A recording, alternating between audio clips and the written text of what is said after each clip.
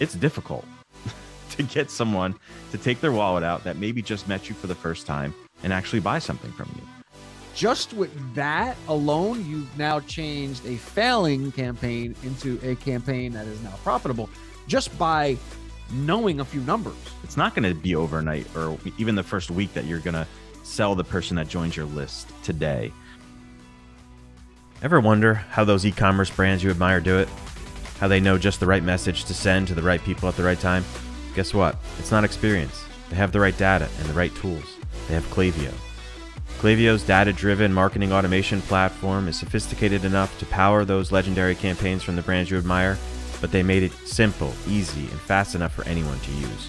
Klaviyo helps brands easily create personalized multi-channel marketing campaigns using your most powerful asset, your customers' data. Klaviyo integrates with all leading e-commerce platforms, helping you use your customer data in real time to send more relevant emails and SMS automations. Plus, building a marketing campaign is drag and drop easy. You can get started with your first campaign in under an hour and easily build from there with Klaviyo's best performing templates. Klaviyo gives you all the power of an enterprise marketing automation platform and none of the complexity, so you can compete with the big guys. No wonder more than 65,000 brands can't get enough. To get started with a free trial of Klaviyo, visit klaviyo.com/uncensored. That's KLAVIYO.com/uncensored.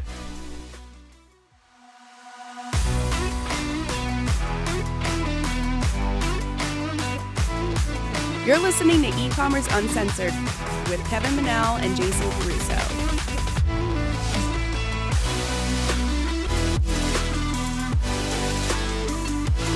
Hey everyone, and thank you for joining us on another episode of E-Commerce Uncensored. My name is Kevin Manell, and I'm here with Jason Caruso.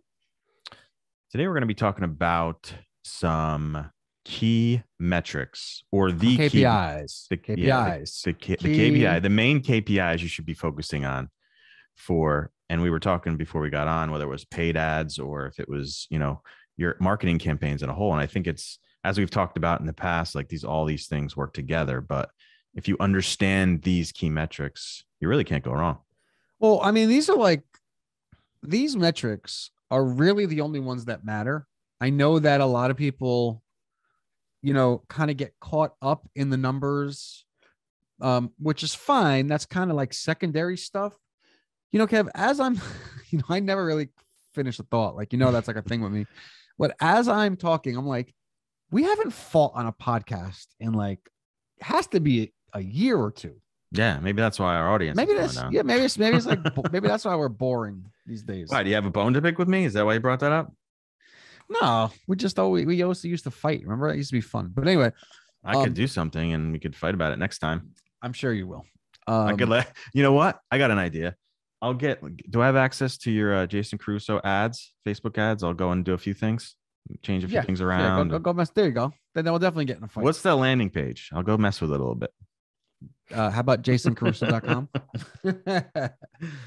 Anyway, these three metrics are, when it comes down to it, if you're making sales and you're paying for advertising, or maybe you're not paying for advertising, you need to know these three. And if you can figure these three out, I think you can create a business,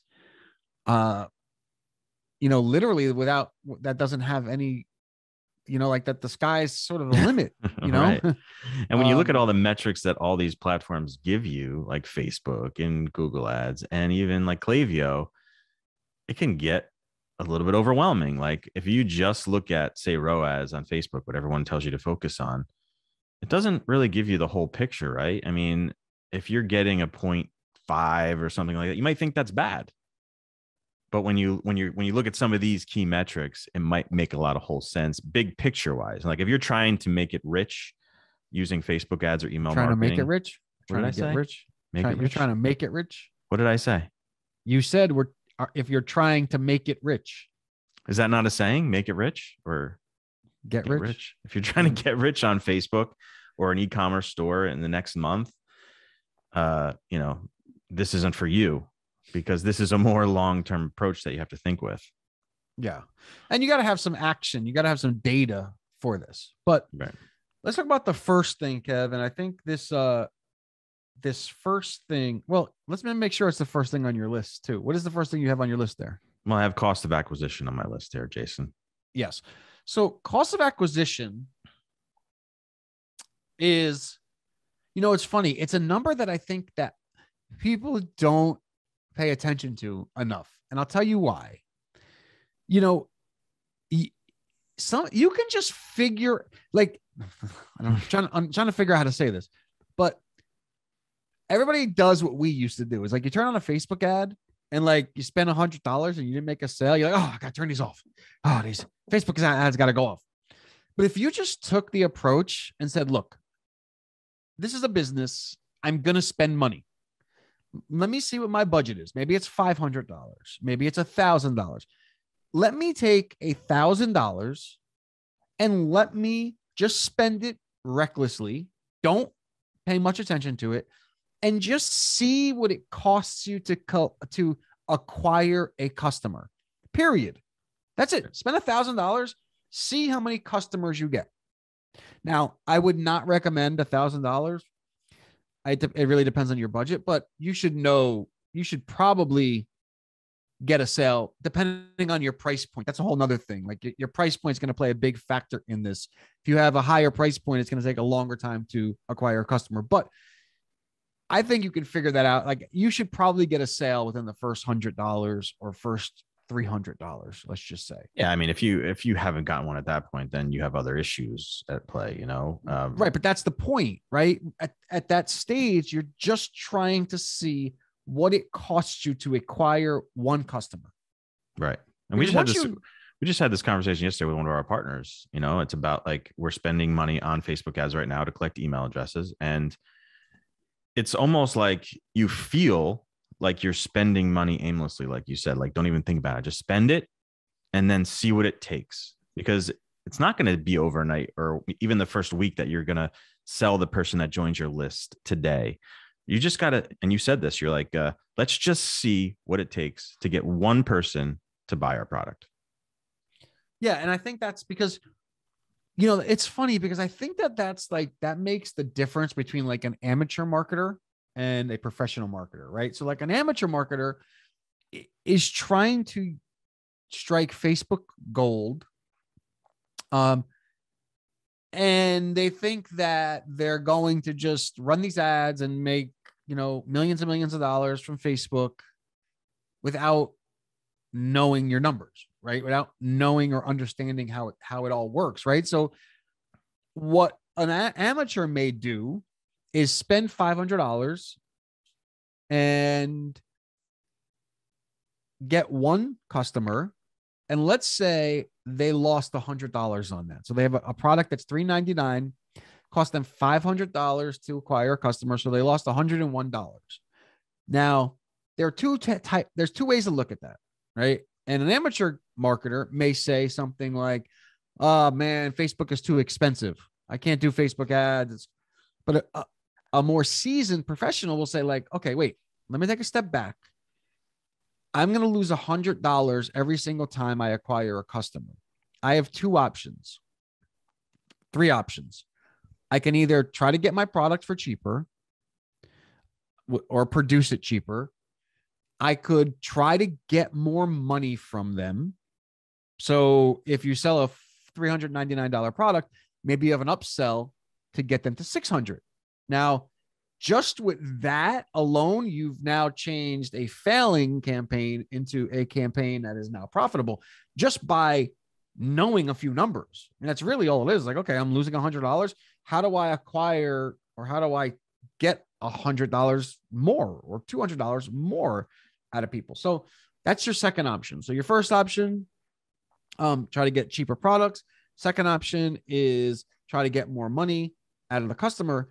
And the third option is to try to tweak what you're doing, right? Your landing page, your sales page, or whatever you're using to acquire a customer. You can try to figure out like those numbers and kind of go from there. So now you got 3 different metrics that you can use to sort of combat losing that $100. Well, right? your point there is actually our second metric, right? It's the average order value, increasing that number. And it's funny, as you were talking, my head was running, Jason, as all the situations we came into with clients, with I just say clients that came to us and they were like, I have this wonderful product and I want to strike Facebook gold, just like you said. And so many times, how many times have we in our office, when we used to go to the office, been really super psyched about a Facebook ad that we've had that's building a brand, that's building an e-commerce store, and then for the client to be like, yeah, this isn't working because they weren't making, a fortune from Facebook ad spend. They don't quite understand what working means with Facebook, right? This is something that I have to give Russell Brunson a shout out about, because he actually is where I learned this from. And he basically said that actually said two things. One thing actually was from Dan Kennedy, where he said that the company who can spend the most money to acquire a customer wins, right? And that's kind of like the idea is like, figure out how you can spend more money, figure out how you can spend that $500 every single day or whatever.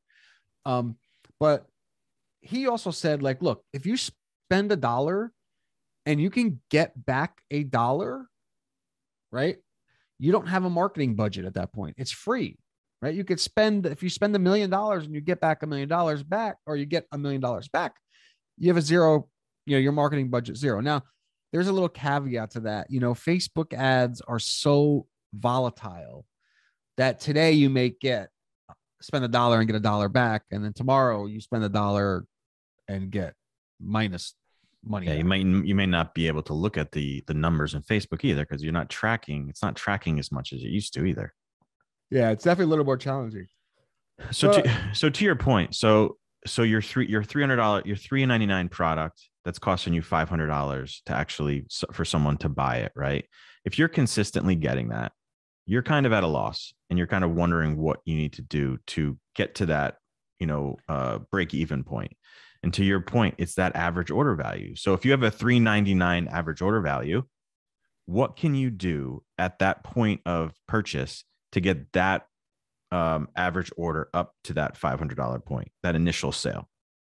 And like you said, there's several different options. There's the order bumps, there's the upsells, there's, all those different things that will help you increase that value. So you can think of that as like, shit, I'm losing money. I'm losing $100 every time, but you're actually getting someone to buy something from you, which is like, I can't tell you, we've been doing this for a long time.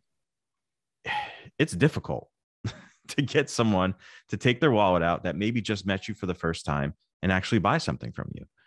So cherish that. Like, think about that. It's really not an easy thing to do.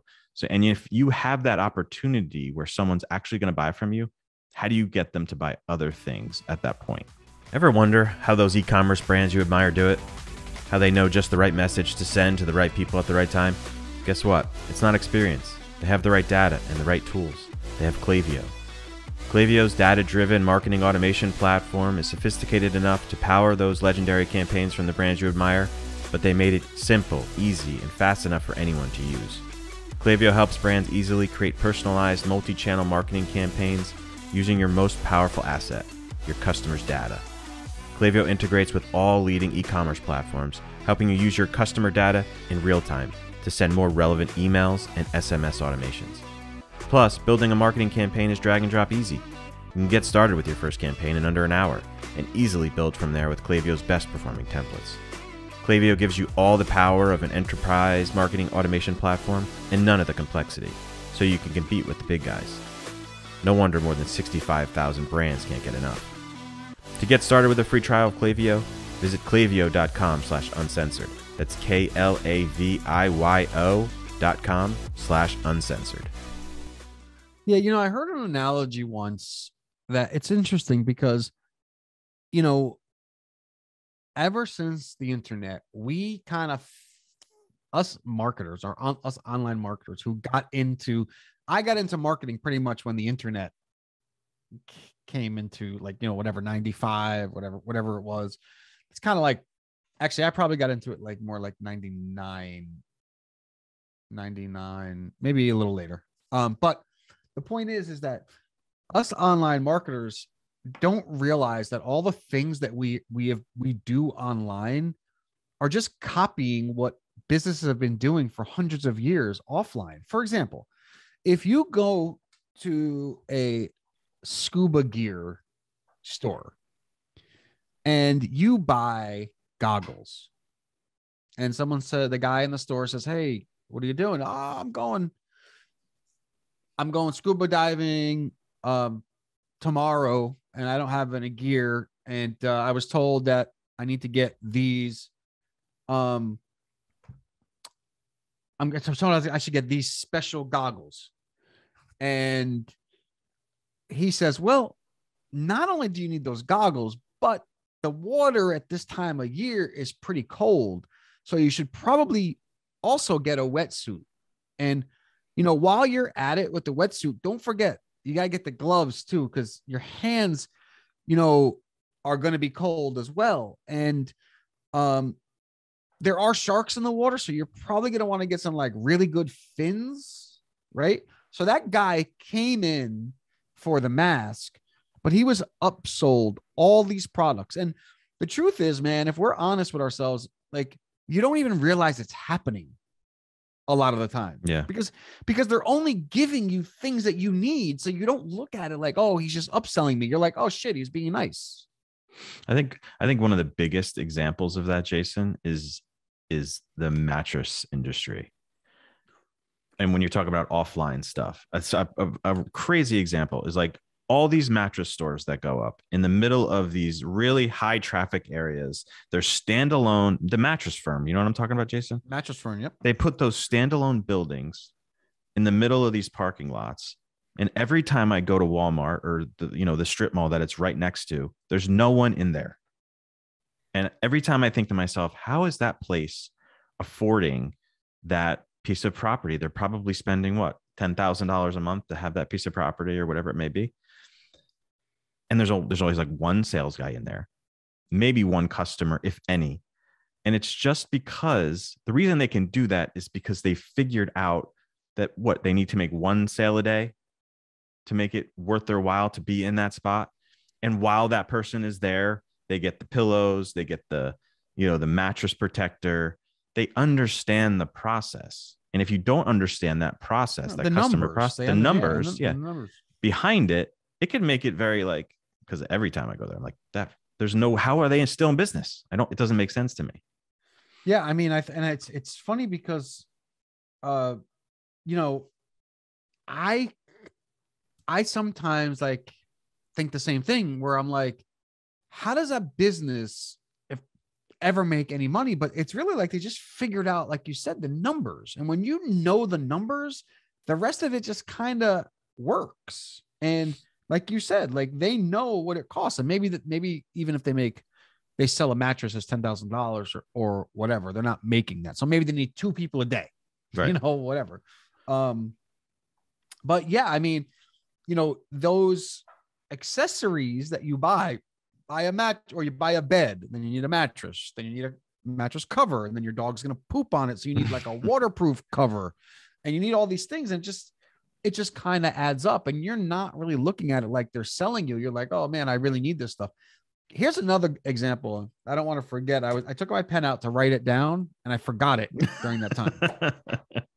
So when I'm buying something new on Amazon and I don't know if I'm missing anything, I always look at the people who bought this have also purchased that or whatever, because like it oftentimes will be products that you didn't know that you needed, right? Like I just bought like a golf, or I was looking at a golf net so that I can hit golf balls in my garage. Well, sometimes like the descriptions aren't clear. So I looked at the bottom at what people also bought with this net. And it was those rock climbing clips, whatever the hell they're called. Carabiners. Yeah, whatever. It was those. And I'm like, oh, didn't even think about that. Okay, good. I'm going to need those too.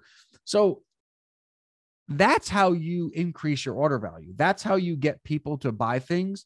If you're selling cell phones, then You sell people a screen protector and a case. It's just that simple. And usually the more natural you can make that process, the better off you'll do. But the point is, if you get a sale off of Facebook and then you get another sale and another sale, and each of those sales are costing you $500 each to acquire, don't just run away and say Facebook's not working.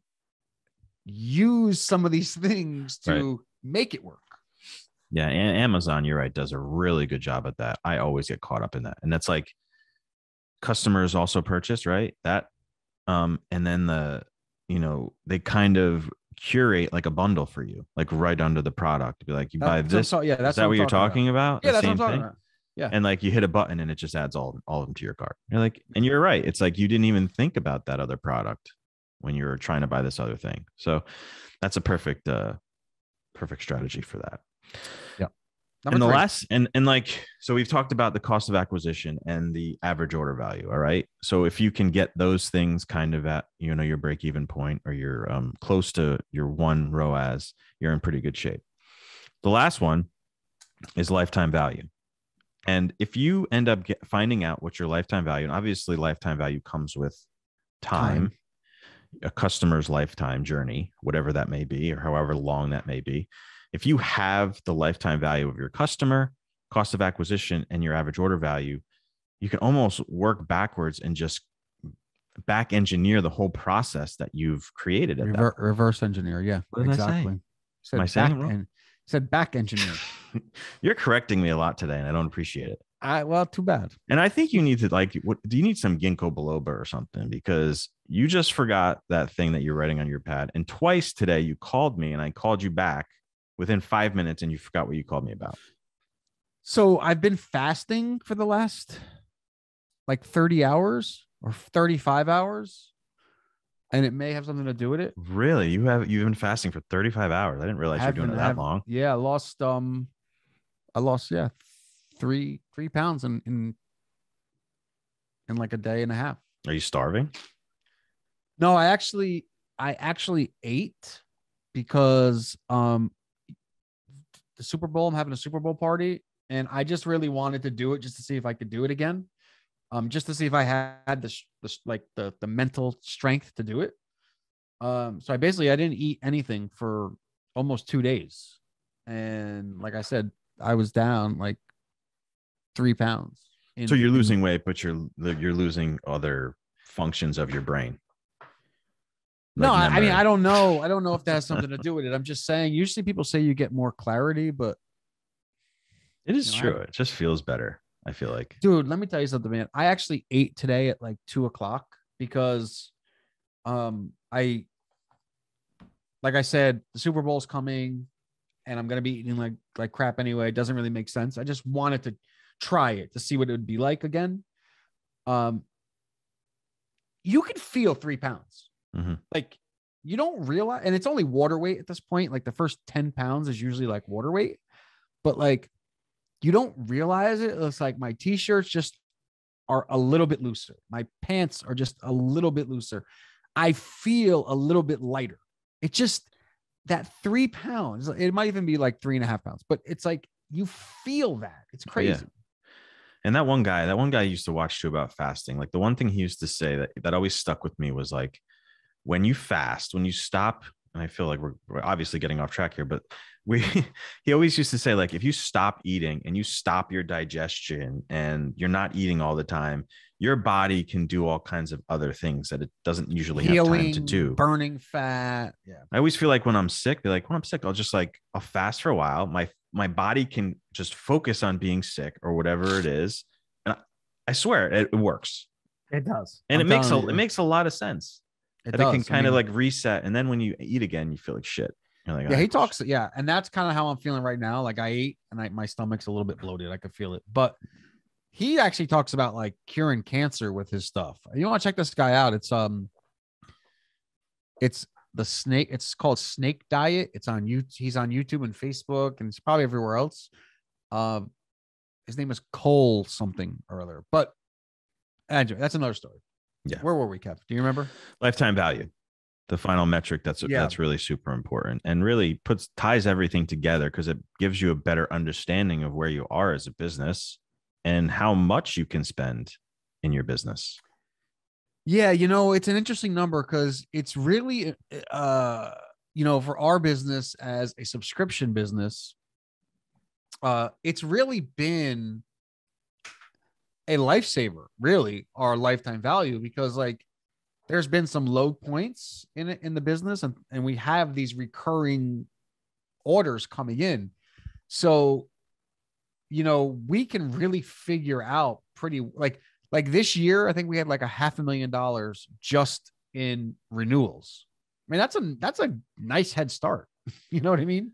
Yeah. And once you have that, it kind of alleviates some pressure too. Cause I remember our first year running ads, like we just said in the first two metrics, the cost of acquisition and the average order value, like we always wanted to be close to the 1 mark or a little bit over 1 to feel comfortable.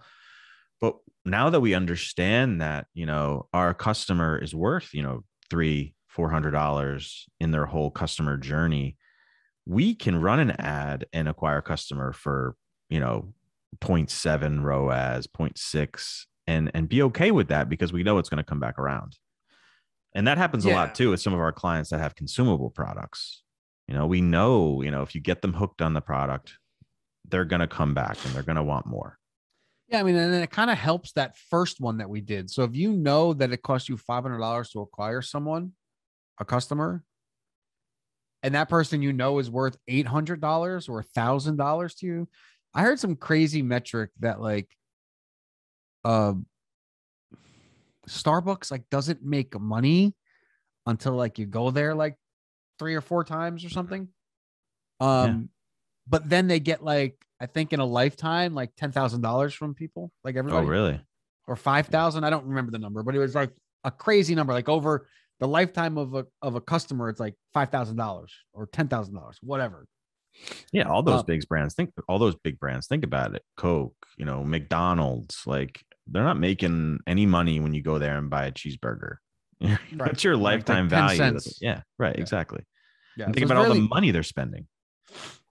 Really, really important metrics. If you know your numbers, it really makes this game of marketing your business or this game of business a lot easier, because like you're no longer just doing it like on a whim. You're actually doing it by the numbers. And we talk about it all the time. Like, we'll look at our numbers and we're like, the numbers don't lie. It's just, that's just what they are, Yeah. And why do you think that's like when you go on Shark Tank, those are the questions that they ask. How much does it cost you to get a customer? What's your lifetime value? It's always going to be one of the questions because that's the most important thing. Yeah. And, you can play with the numbers too, like the cost of goods number, you can play around with that. And that's why companies are constantly trying to make their products cheaper and cheaper, because that helps. Like literally, if your product is $4 to produce and you can cut that in half, like think about that, right? Like you can cut that in half. So instead of $4, it's $2. Now you've just helped all those other KPIs, right? Because they're now those all shift, right? Because like, okay, oh wow, so now I'm not losing $100, I'm losing $50. Okay, now how do I get that $50 back? Now the other thing is, it doesn't necessarily have to be in your cart value. It could be through email. You send a few emails, you're like, okay, it takes me 3 days to get back another $200. Right. Mm-hmm. I think that's a good point with the cost of goods too. It's like I think that's a good point for people who may be just starting, because at the very beginning you're buying less product, so it could just be more expensive just because of just pure volume. So if you keep that in your mind, be like, wow, it cost me, $500 for me to sell this $400 product, but you know what? The guy that manufacturer said he can make this part for cheaper if I buy this many more. So all those kinds of things play into these numbers. I mean, yeah, that, and then some of your we were doing this for our wildlife photography business, that we basically what the hell did we do? Oh, There you I go. forgot it, dude. I forgot again, man. It's like crazy. But we did. Oh, I know we did. So we were running Facebook ads, and our customers, sorry, not our customers, but yeah, actually our customers or people that were already on our email list. So we were running this we're running this Facebook ad to download this PDF, and on the thank you page, we're selling something. And on that thank you page, people are buying the journal at half the cost or half the price, not half the cost, right? What we were finding was that people that were on our email list were the ones buying already. So they kind of knew who we were. And at first we were like, we were not panicked. We were like, oh shit, that kind of sucks because they're already on our list. But then we got to thinking about it like, wait a minute, who cares who's buying? Because they're going to fund or pay for everybody else coming on the list. So what? Those people are on the list already. We just want to break even. It doesn't matter how we break even.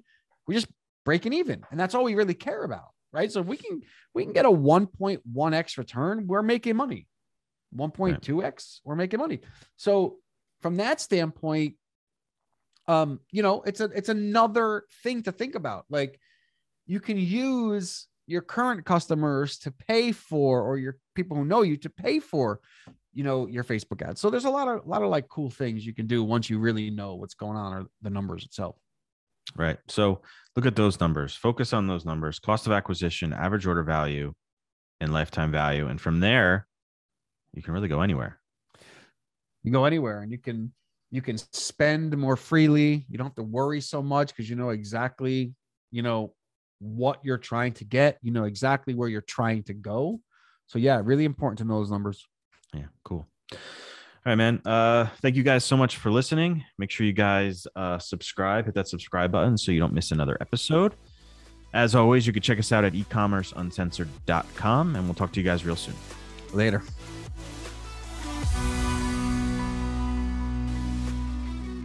Attention e-commerce founders, entrepreneurs, side hustlers, marketers, and growth hackers. If you're working around the clock to build your dream e-commerce business, you need an e-commerce marketing platform that works just as hard as you do. That means you need Klaviyo. With Klaviyo, you'll delight customers and drive revenue at the same time. With personalized email and SMS marketing campaigns, you can design and send in minutes. For more, visit klaviyo.com/uncensored. That's KLAVIYO.com/uncensored.